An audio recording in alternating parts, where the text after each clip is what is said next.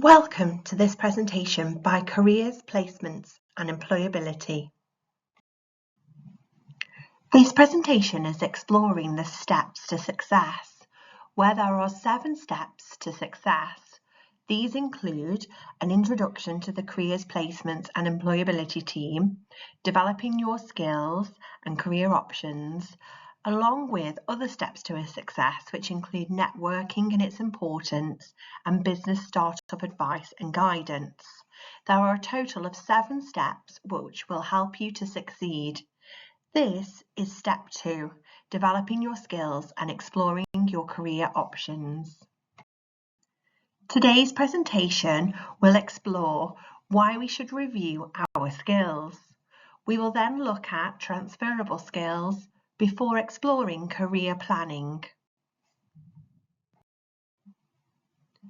It is important to take a moment to think about why it is useful to review your skills. So you might want to start to think about this question and why we might approach skills audits and skills reviewing, for example. There are several reasons why reviewing your skills is important, and you might have thought about some of these already.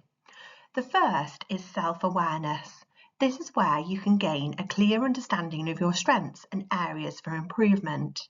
It's really useful at the start of a course of study to start to think about what skills you have and what skills that you need. And then as you progress on your course, typically in the middle, you might want to review your skills and begin to think about what additional skills you might need to gain. And towards the end of your course, you will hopefully then have a clear understanding of the strengths and areas for development that you might still need to gain in order to progress into the labour market. You can review your skills to also set goals, where you can start to be thinking about achievable goals and results. You can also adapt to change. Regularly reviewing your skills can really help you stay ahead of some trends and requirements within today's evolving world. For example, have you thought about the impact of AI within your area that you're looking to explore your career options in? Skills auditing can also give you a confidence boost where you can recognise how you've developed your skills. Particularly if you regularly review your skills, you can see how far you've developed in perhaps a short time. It can also help to improve your performance. If we identify any gaps in our skills, we can look at how we might improve, how we might train, or how we might learn in order to develop and improve for the future. And lastly, it will help us with our personal growth. We can review our skills to really think about our lifelong learning and help us discover any new passions. When might you refer to your skills? You might refer to your skills for content in your personal summary of your CV or in an elevator pitch. An elevator pitch is where you might meet an employer, for example, like in an elevator for the first time, and you would introduce yourself by highlighting your name and some of the key skills that you have. Secondly, in an interview situation, you might get asked a question such as, "Tell me about yourself." And lastly, the skills section of your CV and application forms often ask you to summarise what skills you might have. Transferable skills are some of the most important when applying for a role, and employers will look at how you might be a good fit for their team or company through the transferable skills you might have gained. Let's have a look at what some of these are. Transferable skills include, for example, teamwork, listening and speaking, which forms part of communication, organisation, problem solving, leadership, staying positive, which fits into resilience, adaptability, being proactive, and lastly, creativity, to name but a few. When looking at transferable skills, we might need to think about what makes a skill transferable and when do you already use them? For example, name some of the roles where transferable skills are needed. I'll give you a few minutes to have a think about this before you progress onto the next slide.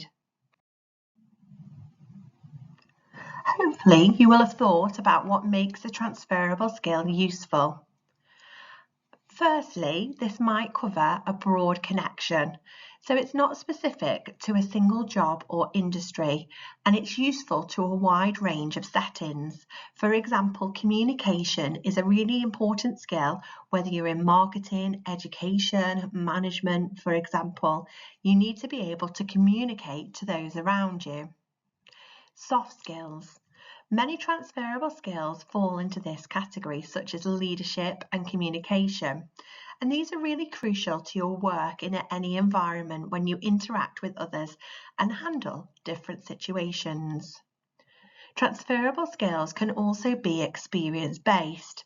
So by having a range of experiences, working in different roles, industries, teams, even your time at university, you can draw on your experience in utilising your transferable skills. Lastly, problem solving. Skills such as solving problems and thinking analytically can be really important to many jobs, and there is often a level of problem solving which many roles require you, and it's a really valuable skill to have. There might be several instances where you use your transferable skills. So if you have a current role, whether that's part-time or full-time, then you might think about where you use transferable skills. If you're looking for a job or a career change, you might then think about transferable skills that you've gained previously. If you've done any volunteer work or have any additional interests, maybe you help a particular sport or hobby and volunteer there, then you can think about opportunities for developing your transferable skills. At university and further study, education and learning is a really important part of gaining transferable skills, especially if you've been involved, for example, in a presentation or developing some form of creative project. And lastly, in our personal lives. In our personal lives, helping with our families, looking after children, for example, we develop our transferable skills there. Aside from transferable skills, there are industry-specific skills, and these are where we might need specialised knowledge which is directly related to a particular field or profession. So, for example, this might include knowledge of tax regulations or employment law, for example. Technical expertise, this is where we might need a specific proficiency in tools or softwares within a sector, particularly CAD, for example, in engineering or laboratory testing for biomedical science.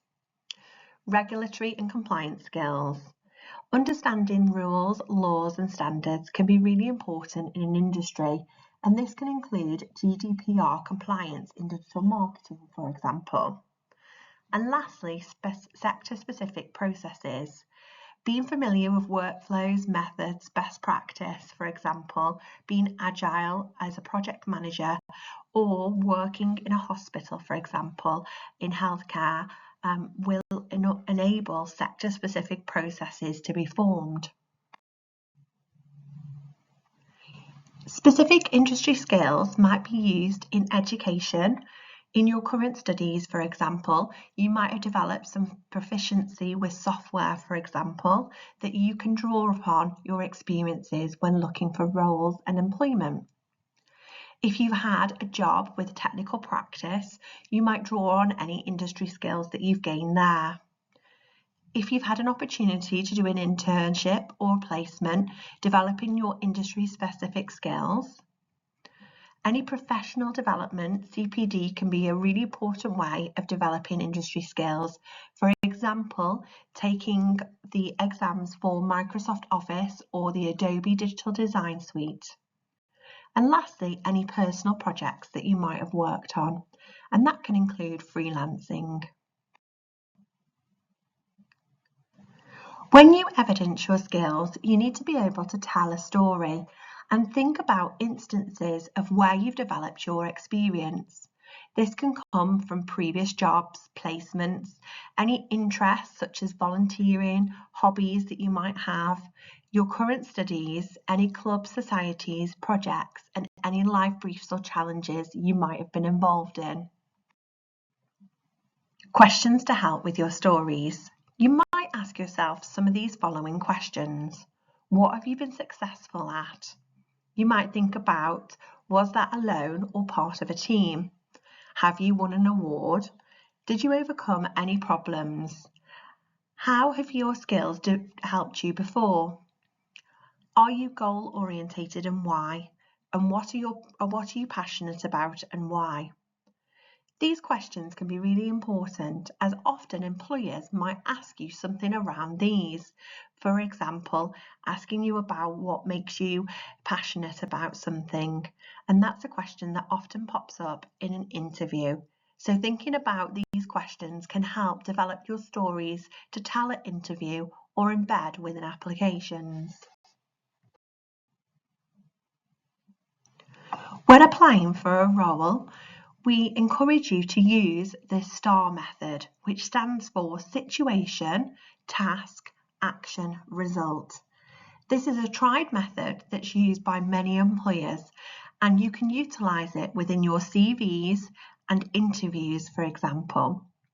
Situation stands for describing a situation that you are in. So really set the scene to an employer. Was that in university or work? Give them some real background of what was happening and where. Task. Describe the task that you had to do. So talk about some of the challenges, constraints, deadlines and issues. And again, really give lots of detail to illustrate what was important within that task. Action. Describe the action that you took. So for example, did you have to work in a team? Were you the leader? Did you take any initiative, for example? And it's really important to talk about what your role was there, what you did, and how you develop relationships with others to solve that problem or complete that task where necessary. Lastly, result. This is ultimately the achievement of your actions and the outcome. So we can talk about any positives that might have come from that. But it's also good to reflect and think about how we might make improvements the next time and what impact it may have had. There are a range of self-assessments that you can complete on our portal, which is www.staffs.ac.uk/careers. You can access the portal with your University of Staffordshire login, and on there's a whole section of self-assessments that you can undertake that can really help support you with thinking about becoming work ready and achieving your career goals. As part of your career planning, you might also access the Prospects Career Quiz. This is a really useful quiz that allows you to find out a little bit more about yourself and what jobs and roles you might be suitable to. So you can go on to Prospects, which is prospects.ac.uk, and look for the career quiz on their website. You'll need to sign in or log in if you've never used it before, and it only takes a couple of minutes. You complete a series of steps and then it gives you some matches that might be suitable to yourselves. And you can also edit your answers to the quiz if you feel like it doesn't fit what you hoped. Take a few minutes to have a look at some of the job profiles it matches you to and note down any key information. This can really support you with your career planning, and Prospects is a really useful careers website to explore. Also on Prospects, there is a series of career profiles, and you can search particular profiles to find out more information about them. You can find out what some of the responsibilities and the day-to-day expectations are for that job. You can also look to see what qualifications are required and any skills that might be needed. And this can really help you when you're researching and planning what you would like to do next as part of your future career goals. There are many people you can have conversations with to support you with your career planning. You might reach out to career specialists or consultants. There is lifelong support at the University of Staffordshire, so please reach out to the careers team. Or if you're from one of our partner networks, then please contact your local careers team in your partner institution in first instance and speak to them about options for the future. Professional networks, talking to your colleagues, peers, any supervisors, line managers, contacts that you've met through social media. Especially if you are on LinkedIn, it's important to make those connections and find out who you can speak to about potential career conversations. Industry experts. If you've been to a networking event, for example, a conference, CPD, again LinkedIn, please chat to industry experts and ask them their advice about what you could do next. And finally, you can look at online platforms, discussion groups, newsletters, social media. We've already looked at the Prospects website today. Again, there are some great bits of information on that website that might support you as part of your career planning. Finally, we might think about why it all matters.